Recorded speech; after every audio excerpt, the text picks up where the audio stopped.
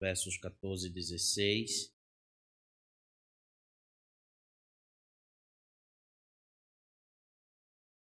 Quero falar com vocês sobre a derrota final dos apóstatas, é o que está descrito aqui.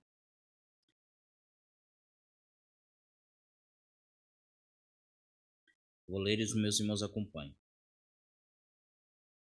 Quanto a estes foi que também profetizou Enoque, o sétimo depois de Adão, dizendo: Eis que veio o Senhor entre suas santas miríades, para exercer juízo contra todos e para fazer convictos todos os ímpios, acerca de todas as obras ímpias que impiamente praticaram e acerca de todas as palavras insolentes que ímpios pecadores proferiram contra ele. Os tais são murmuradores, são descontentes, andando segundo as suas paixões, a sua boca vive propalando grandes arrogâncias, são aduladores de outros por motivos interesseiros. Até aí. Vamos orar. Ó Deus, Tu és santo e Senhor, Teu Espírito abra os nossos olhos para compreendermos Tua palavra, aplique ela aos nossos corações, sejamos guardados por Ti para não nos envolvermos, Senhor, com apóstatas, com mentirosos, com aqueles que não têm nenhum tipo de compromisso com a verdade da Tua palavra. Guarda nosso coração, nossa mente, que o nome do Senhor seja exaltado. Assim oramos em nome de Cristo e para a glória de Cristo e por meio dele. Amém. Podem sentar, meus irmãos.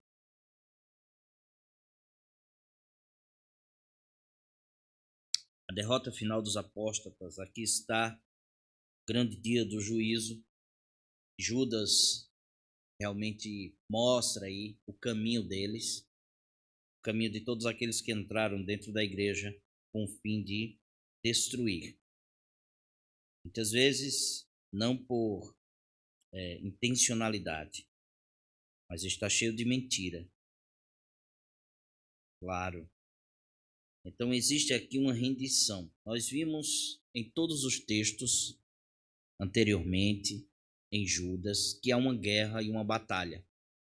Essa guerra, essa batalha, ela diz respeito à nossa fé, à nossa crença, aquilo que temos realmente no Senhor, porque o verso 3 sempre vai conduzir tudo aquilo que Judas está falando nesta carta. Não é? Ele diz: Amados, quando empregava toda diligência em escrever-vos acerca da nossa comum salvação, foi que me senti obrigado a corresponder-me convosco, exortando-vos a batalhardes diligentemente pela fé que uma vez por todas foi entregue aos santos. Ou seja, nós temos que batalhar diligentemente. Então estamos numa batalha.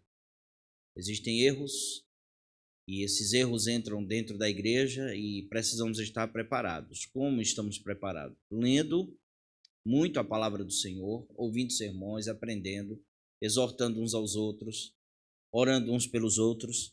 É assim que nós já vimos e iremos ver até o final desta carta.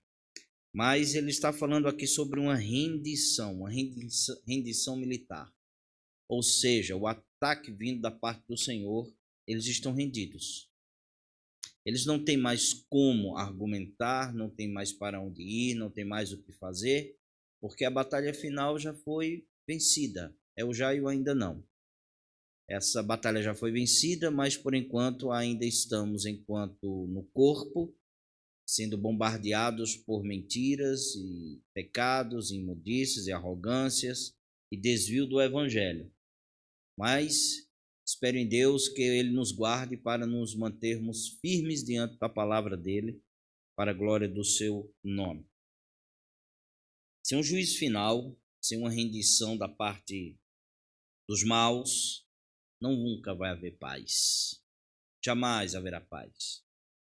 Assim é que, enquanto não houver um comando do soberano do universo, o Senhor e Salvador, colocando um ponto final nas hostes do inferno, que vivem em guerra constante neste mundo, tentando destruir tanto a humanidade tanto a igreja, principalmente, quanto o nome de Jesus Cristo, colocaram o nome dele na lama, eles não vão se aquietar, a não ser no juízo definitivo do Senhor. A palavra final de Cristo no grande trono branco. João tem uma visão apocalíptica, que acabamos de ler no capítulo 20. Ele nos contou como será o dia do juízo, em que o diabo e suas hostes malignas serão totalmente derrotados. Nós lemos Apocalipse aí, capítulo 20. Eu sempre trago outra tradução para fazer essa leitura, mas eu quero ler e ver a derrota de Satanás. E ela está descrita em Apocalipse 7, até o verso 10, quando diz assim: quando terminaram os 1000 anos, Satanás será solto da prisão e sairá para enganar as nações, Gog e Magog, que são os inimigos finais de Deus. Está descrito em Ezequiel 38, 39, em todas as extremidades da terra. Ele as reunirá para a batalha, um exército poderoso, incontável, como a areia da praia. Subiram para a vasta planície da terra e cercaram o acampamento do povo santo e a cidade amada. Mas fogo desceu do céu e os consumiu. O diabo que os havia enganado foi lançado no lago de fogo que arde com enxofre, onde já estavam a besta e o falso profeta. Ali serão atormentados dia e noite, para todo o sempre. E aí, a partir do verso 11, nós podemos ver o juízo final, quando diz: viu um grande trono branco e aquele que estava sentado nele. A terra e o céu fugiram de sua presença, mas não encontraram lugar para se esconder. Viu os mortos, pequenos e grandes, em pé diante do trono de Deus, e foram abertos livros, incluindo o livro da vida. Os mortos foram julgados segundo o que havia feito, conforme o que estava registrado nos livros. O mar entregou seus mortos, e a morte e o mundo dos mortos também entregaram seus mortos. E todos foram julgados de acordo com seus atos. Então a morte e o mundo dos mortos foram lançados no lago de fogo. Esse lago de fogo é a segunda morte, e quem não tinha o nome registrado no livro da vida foi lançado no lago de fogo. E aí depois vai falar sobre a nova Jerusalém no capítulo 21, verso 1 e 2, quando diz o seguinte: então vi um novo céu, uma nova terra, pois o primeiro céu e a primeira terra já não existiam, e o mar também não mais existia. E vi cidade santa, a nova Jerusalém, que descia do céu da parte de Deus, como uma noiva belamente vestida pelo seu marido. E nós estamos inseridos exatamente aí, nesta cidade santa, onde nós iremos morar e viver para todo sempre. Mas antes que ela venha, o grande juízo do Senhor há de chegar, há de vir, principalmente para esses impenitentes que estão descritos exatamente aqui em Judas. Então existe uma batalha em defesa da fé. Enquanto o dia do juízo final não chega, nós cristãos, todos nós somos convocados pelo Senhor para batalhar pela fé, que uma vez por todas foi entregue aos santos, que está registrado no verso 3, que acabei de ler. Afinal, como Judas nos informa, alguns indivíduos, está aí no verso 4, perversos se infiltraram em seu meio sem serem notados. Veja como é sorrateiro a obra satânica. Sem serem notados, dizendo que a graça de Deus permite levar uma vida imoral. Ou seja, eu fui salvo, fui perdoado. Uma vez que eu fui perdoado e salvo para sempre, predestinado para a vida eterna, então eu posso fazer o que eu quero. Isso está muito longe do que a Bíblia e a palavra do Senhor nos ensina. Judas diz: a condenação de tais pessoas foi registrada há muito tempo, pois negaram Jesus Cristo como o único soberano Senhor. Veja que ele fala da salvação, mas logo depois ele fala do soberano Senhor. Quando ele fala do nosso único soberano Senhor Jesus Cristo, ele está dizendo que uma vez que fomos salvos, fomos predestinados para a vida eterna, nós devemos nos submeter a esse rei e a esse Senhor, porque ele é soberano. Então, se ele é soberano, Senhor e rei, então eu devo submeter minha vida totalmente ao Senhor. No trabalho, na família, onde quer que eu esteja, na igreja, com os amigos. e isto deve agir na minha vida, ou seja, o senhorio do Senhor deve agir em mim, de tal forma que eu devo me submeter à sua palavra. Embora os meus amigos, os meus colegas, gente de minha família, ande desordenadamente, eu devo andar corretamente, segundo a palavra de Deus, a palavra do Senhor. É assim que ele nos ensina. Então, as hostes do inferno, neste mundo, através de seus enviados, por meio daqueles que disseminam doutrinas de demônios, Paulo diz isso na primeira carta, escrevendo a Timóteo, capítulo 4, verso 1 ao 5, que eles disseminam doutrinas demoníacas. São homens, são mulheres que se misturam no seio da igreja, dentro da igreja, cantando, louvando, orando, e que muitas vezes está com uma vida imoral, incitando imoralidade. É o joio sendo jogado no trigo, lobos com pele de cordeiro. É um veneno dentro de uma panela. Eles são perigosos e, portanto, nós devemos ficar atentos, certos de que o julgamento para eles está prestes a acontecer. E vai chegar, e chega com justiça, porque Deus é justo. Então, aqui é o grande final no texto que estamos. O texto de hoje, Judas volta seu foco para o julgamento dos apóstatas, daqueles que nunca creram no Senhor. Eu vou repetir o que eu disse no primeiro estudo que fizemos nesse texto, na primeira pregação nesse texto. Apóstatas são aqueles que muitas vezes estão na igreja, que falam de Cristo, que cantam, que oram, mas que nunca foram regenerados. E outros praticamente desviam-se, apostatando da fé, dizendo que não mais serve a igreja, que a igreja não presta. Muitos voltam porque são escolhidos, mas os que não voltam é porque nunca foram escolhidos. Nunca foram escolhidos. Então, Judas vai falar exatamente, volta o foco, repito, para o julgamento final dos apóstolos, usando um texto extra-bíblico, judaico, chama-se 1 Enoque. Esse livro que Judas utiliza-se é extra-bíblico, claro, não faz parte do cânon das Escrituras, 66 livros que temos, e esse 1 Enoque foi escrito entre o segundo e o primeiro século antes de Cristo, certo? Naquele período em que as pessoas falam que não houve profetas, nos 400 anos de silêncio da parte do Senhor. Esse texto foi escrito exatamente nesse período, o segundo e o primeiro século antes do Senhor. E ele pega esse texto extra-bíblico, Judas, exatamente para argumentar a favor do que ele está dizendo. E do que estes homens tinham em sua mão como texto para falar sobre suas ideias, suas convicções, que estavam totalmente distorcidas da verdade da palavra do Senhor. É preciso que se diga, eu vou dizer aqui, que o uso da literatura extra-bíblica por autores do Novo Testamento não torna essas obras literárias, certo? Inspiradas pelo Senhor. Paulo, se nós lermos Atos dos Apóstolos, ele vai falar sobre os estoicos. Isso significa que os textos dos estoicos não eram inspirados, mas foram utilizados de acordo com a vontade dele para que ele argumentasse contra a falácia e a mentira. Então, quando se utiliza o texto, ele não é inspirado, certo? O texto que eu estou dizendo é da literatura extra-bíblica, 1 Enoque.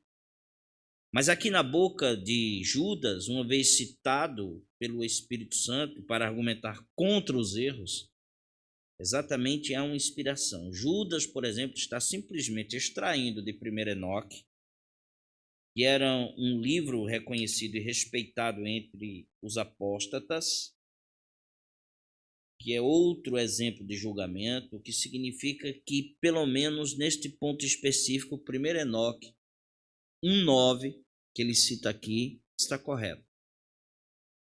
Está certo. Contém verdade. apresentando-nos o julgamento de Deus contra os apóstatas, 1 Enoque 1:9. Judas nos ensina lições preciosas sobre o juízo final, utilizando esse texto. E podemos destacar aqui 4 delas, nesse primeiro ponto. Podemos ver que o juízo final ele é precedido por advertência profética. Lembre-se sempre disso. O juízo final sempre é precedido por uma proclamação profética da parte do Senhor, dizendo que o juízo está chegando. O juízo final ele é também promulgado por ação justa de Deus. Terceiro, o juízo final é provocado por atos de homens ímpios, que provocam o juízo exatamente por causa de homens ímpios. E por último, é publicada para advertência perpétua, ou para o juízo perpétuo dos ímpios. Então vamos para o primeiro ponto.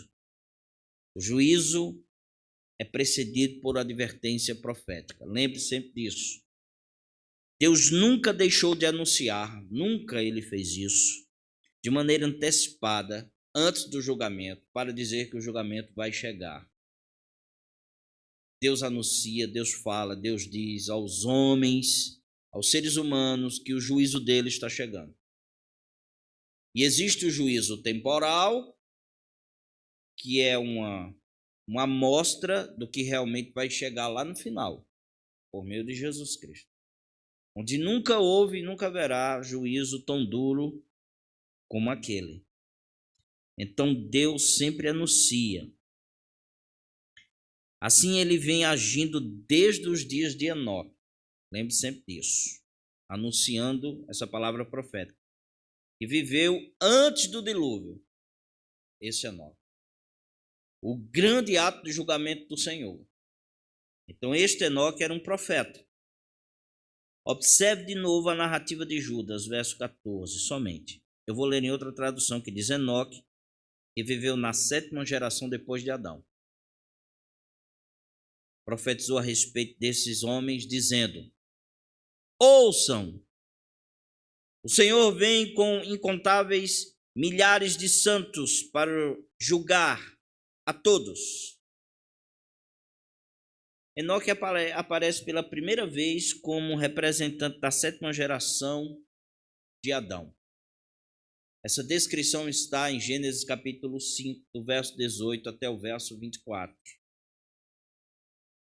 Depois Enoque, ele é mencionado novamente por Lucas na ascendente genealogia de Jesus, descrita em Lucas capítulo 3, verso 37.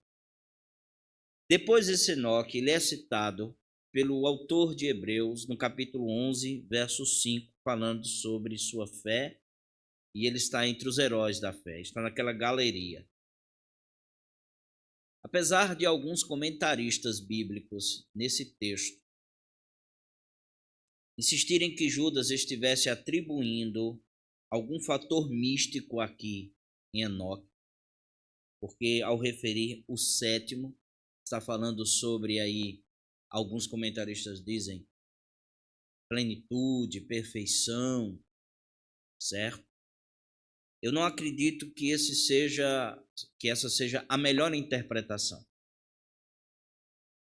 Eu gosto daquela que é muito mais simples. E qual é a que é mais simples? Judas está distinguindo Enoque, aquele que viveu na 7ª geração depois de Adão. Isso significa Adão, Sete, Enos, Cainã, Malalel, Jared, Enoque. Certo? Ele está distinguindo esse Enoque do outro Enoque, que era filho de Caim, que nasceu no capítulo 4, verso 17 de Gênesis. Ele só está distinguindo esses dois. Está dizendo que esse não é esse. Esse Enoque do capítulo 5 que eu estou citando não é o Enoque do capítulo 4, verso 17 de Gênesis. É muito melhor, muito mais simples, em vez de ficarmos procurando algo como o 7º, né? 7º depois de Adão. Então Enoque, nós somos informados por Judas aqui, foi um profeta de Deus em sua geração. É exatamente isso que Judas está dizendo. Deus nunca deixou qualquer geração sem anúncio do juízo iminente, especialmente em tempos de degradação, imoralidade, apostasia, como foi nos dias de Noé. Logo no capítulo 8, verso 9, quando Noé começa a construir a arca, Enoque já havia falado do juízo iminente do Senhor, porque havia já imoralidade, já existia apostasia, e isso existiu também nos dias de Judas, como também existe nos nossos dias. Então, o juízo de Deus é sempre precedida por uma advertência profética. Lembre sempre disso. Os homens estão aí. Isso cabe a mim e a vocês anunciar que o juízo de Deus está chegando. E que há salvação em Jesus. E se não se entregarem a Ele como seu Senhor e Salvador, irão recebê-lo como um juiz duro, que não terá piedade dos ímpios, mas será afastado dele para sempre. Então eu e vocês devemos anunciar o dia do Senhor, que chegará para a glória do Senhor. Nós temos essa voz profética. Então, juízo final não pode ser dito como um discurso alarmista. Cuidado, creia no Senhor agora, senão amanhã. Esses medos que as pessoas fazem. Sensacionalismo, muito menos o enredo de um filme apocalíptico, que vocês já assistiram, não é? Deixados para trás. O juízo é certo, gente. O juízo está chegando. Anunciá-lo é nossa responsabilidade como igreja no meio dessa geração perversa. O Senhor está voltando. Lembre-se, o juízo final é precedido por advertência ao povo lá fora e também à igreja. Segundo ponto, nós iremos ver nesse texto é que o juízo final é promulgado por uma ação justa do Senhor. Após ele utilizar-se de Enoque como alguém que profetizou o juízo de Deus sobre os pecadores, Judas está munido não somente da literatura extra-bíblica, mas ele também está munido do Antigo Testamento, da palavra inspirada pelo Senhor. Ele certamente tem em mente Deuteronômio 33, do verso 2 ao verso 4, ele tem em mente o capítulo 4, ele tem em mente o capítulo 10, não é isso? Jeremias 25, verso 31, Miqueias 1, verso 3 a 4. Ele tem esses textos, Abacuque, capítulo 3, verso 3 a 9, Zacarias, capítulo 14, verso 5, que nos dão informação sobre como será a justa condenação de Deus sobre os apóstatas, sobre aqueles que não vivem debaixo da vontade do Senhor. Ele aqui nos testifica que o juízo final é promulgado, ele é ordenado por uma ação justa do Senhor. Observe o verso 14 e 15, quando diz assim: quanto a estes, foi que também profetizou Enoque, o sétimo depois de Adão, dizendo: eis que veio o Senhor entre suas santas miríades. Outra tradução diz melhor assim: ouçam, o Senhor vem. O Senhor vem. Verso 15: para exercer juízo contra todos e para fazer convicto todos os ímpios. Preste atenção na fala de Judas. Para exercer juízo contra todos e para fazer convictos todos os ímpios, convictos acerca de todas as obras ímpias que impiamente praticaram e acerca de todas as palavras insolentes que os ímpios pecadores proferiram contra ele. A ação justa de Deus nos é mostrada aqui, apresentada através de algumas verdades bíblicas sobre o julgamento final. Primeiro, algumas verdades. Eu quero falar sobre 5 delas nesse texto. Primeiro, a certeza do julgamento. A certeza é exatamente o que está sendo dito aí. quando diz assim: quanto a estes foi que também Enoque profetizou o século depois de Adão, dizendo: eis que vem. Ouçam, o Senhor vem. Isso significa que o julgamento é certo. E Judas está falando para os apóstolos exatamente isso. O Senhor vem. Por mais que demore, meus irmãos, tudo isso, por mais que eu e vocês estejamos olhando para o céu, esperando o Senhor, e está demorando, e Ele está mesmo para nós, mas Ele está no tempo dele e é o correto. Esse dia vai chegar. Esse julgamento irá de se mostrar. O juízo de Deus é certo como a luz do sol do meio-dia. O juiz é certo, 5 verdades. Segunda, quais são os agentes do julgamento? Os agentes do julgamento está aí descrito no verso 14, quando diz: eis que veio o Senhor entre suas santas miríades. Outra tradução diz: o Senhor vem com incontáveis milhares de santos. Jesus, Paulo, João nos disseram que anjos acompanharão o Senhor neste juízo, no julgamento final. O Senhor disse isso em Mateus capítulo 13, verso 41. Vamos abrir? Mateus 13.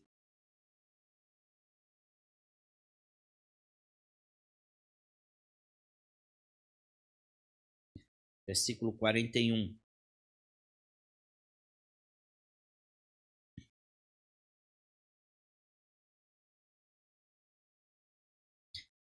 Mandará o Filho do Homem os seus anjos, que ajuntarão do seu reino todos os escândalos e os que praticam a iniquidade. Então os anjos são os agentes que irão trabalhar no juízo de Deus, pois o Senhor virá com eles, ou eles virão com o Senhor. Agora veja 2 Tessalonicenses, Paulo. Capítulo 2, segunda carta de Paulo aos Tessalonicenses.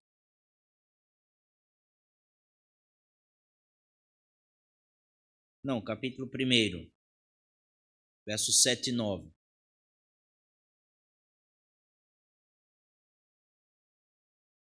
E vós outros,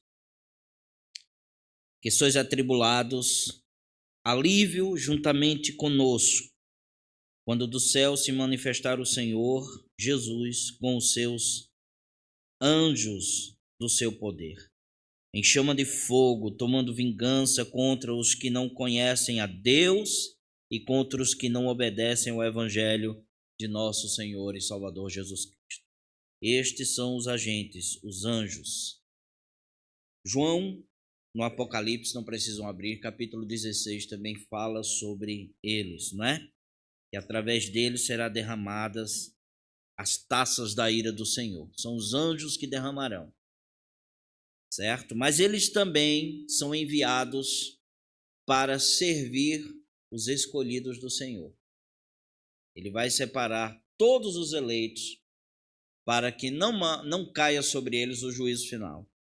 E seremos guardados exatamente por esses ministros do Senhor que estão ocupados para a nossa proteção e nos levarão para o novo céu e a nova terra.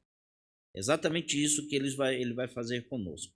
Essa descrição está em Lucas capítulo 16, verso 22, Hebreus 1, verso 14. Se vocês quiserem ler, vocês podem ver depois esses textos. Os anjos, portanto, são agentes do julgamento e do juízo do Senhor e também assistem os justos em Jesus Cristo. Então, a certeza do julgamento existe, o Senhor vem, os agentes do julgamento são os anjos, lembrem-se disso, e diante do texto está aí a universalidade desse julgamento. Ninguém escapará. Porque o texto nos diz assim: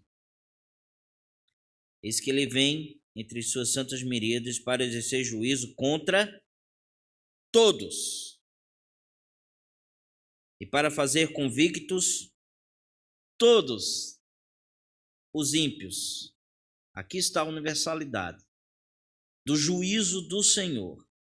Apocalipse não deixa dúvida de que o julgamento virá sobre todos. Nós lemos o texto, fala sobre grandes e pequenos, sem nenhuma distinção, certo? Apocalipse 20, verso 12.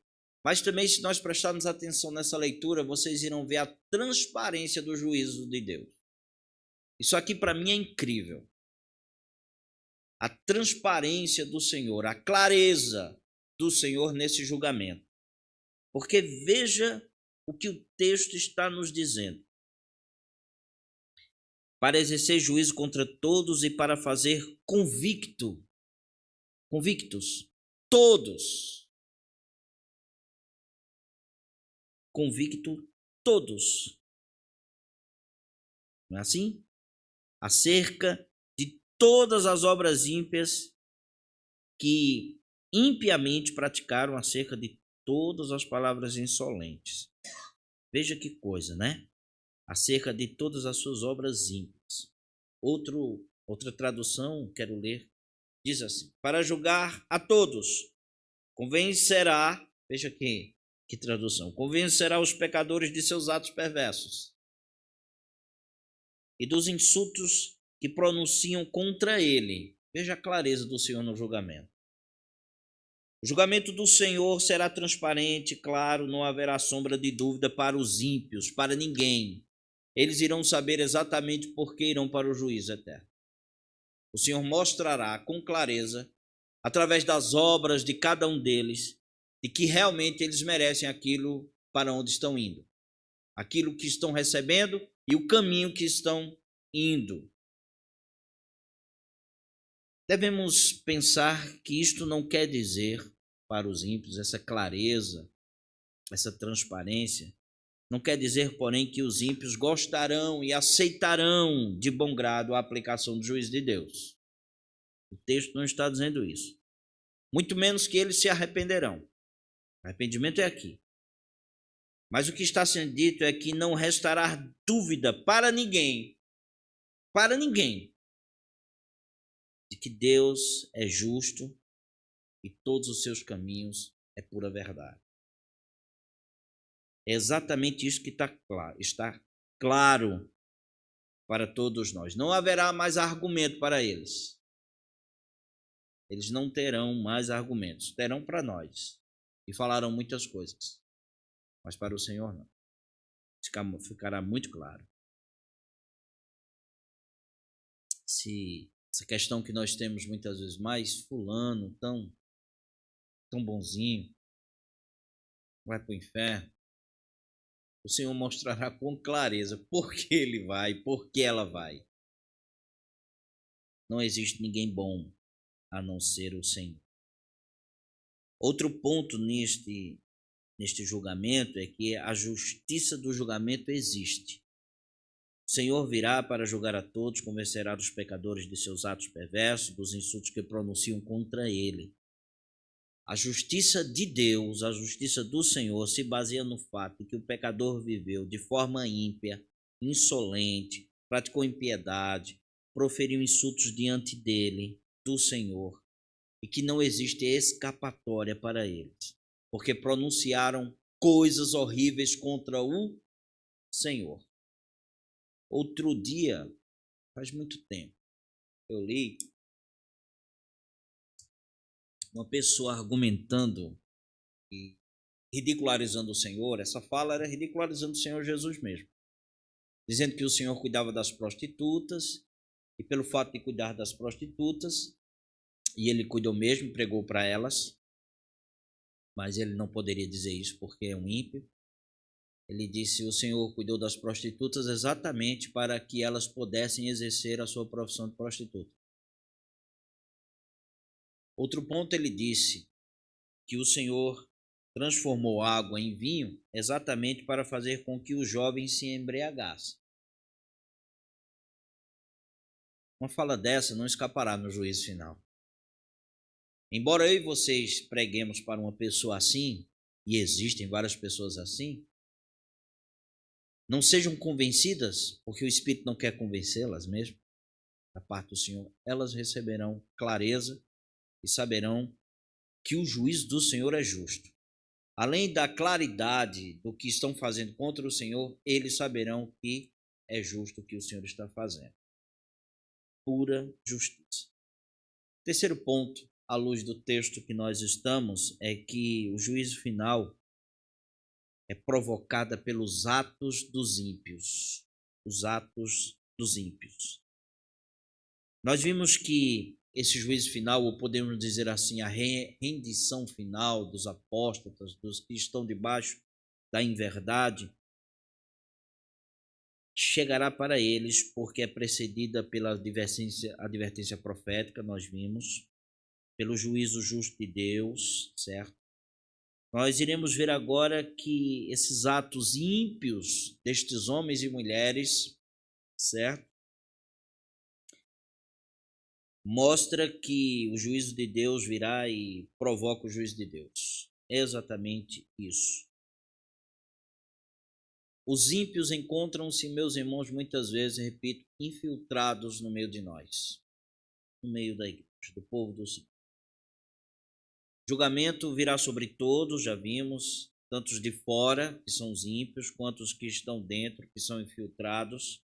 Portanto, quem são esses que com seus atos ímpios provocaram o juízo de Deus? Quem são estes homens? Quem são estas mulheres? Observe o que Judas diz no verso 16. Eles são estes. Os tais são murmuradores, são descontentes, andando segundo as suas paixões. A sua boca vive propalando grandes arrogâncias. São aduladores dos outros por motivos interesseiros. O texto diz assim, outra tradução: são murmuradores e descontentes, que vivem apenas para satisfazer os próprios desejos. Contam vantagem em voz alta e bajulam os outros para conseguir o que querem. Judas está aqui, meus irmãos, apontando 5 marcas desses que provocam a justa condenação de Deus. Você identificou todas elas, né? Eu e vocês. Murmuração, descontentamento, egoísmo, arrogância e adulação ou bajulação. Eles são murmuradores, são descontentes exatamente porque são ímpios. Todas estas marcas ou características florescem ou chegam à tona, e a fonte disso tudo está aí, meus irmãos, no nosso coração, no nosso ego, e podemos dizer no servo-arbítrio, onde o povo chama de livre-arbítrio, mas não existe o livre-arbítrio uma vez que somos escravos do pecado. Se eu e vocês somos escravos do pecado, que livre-arbítrio temos? Para ir até o Senhor? Nunca, jamais. Posso escolher a camisa, a calça, se eu uso óculos ou não uso. Essas coisas eu posso escolher. Não é isso? Mas eu não posso, de maneira nenhuma, dizer eu vou a Deus hoje. Eu me acordei hoje e vou a Deus. Eu não consigo, nem vocês conseguem. Essas pessoas são pessoas que não querem ser desagradadas. São murmuradoras. Só olha para o que não tem. Pessoas que olham para o que não tem são descontentes. Só pensam em si mesmas, porque querem satisfazer os seus próprios desejos. Só quer ser reconhecida, contra vantagem de voz alta. É arrogante. E só quer receber favores. Gente aduladora, bajuladora, que só fala dos outros e querem ouvir aquilo que lhe agrada. Tais pessoas não amam o próximo. Qual é o problema com gente assim? O problema com gente assim é que o mundo ímpio gira em torno delas. Tudo e todos existem para elas, inclusive Deus. Deus existe para mim. São pessoas arrogantes, pretensiosas, egoístas. Isso vem do nosso coração. Fazem o que for preciso para obterem o que desejam. Passam por cima de tudo. Sugam todo mundo. Consomem, esgotam a si mesmas e os outros. Corrompem-se. Quando ouvem o que lhes desagrada, murmuram, reclamam. Quando se aproxima de alguém, vomitam descontentamento, pois vivem procurando defeitos e fofocando daquilo que não tem, gente. Quando não conseguem o que desejam, agridem ou praticam delitos. Quando vê o sucesso do outro, desdenha e se exalta. Quando encontra alguém do seu interesse, bajula por alguém troca. Isso é terrível. Gente assim não serve o próximo, não ama o próximo. Essas pessoas não adoram a Deus, de maneira nenhuma. Enfim, são pessoas que agem impiamente. Por isso que o juízo final há de chegar para todos eles. Quarto e último ponto. O juízo final é publicada para advertência perpétua.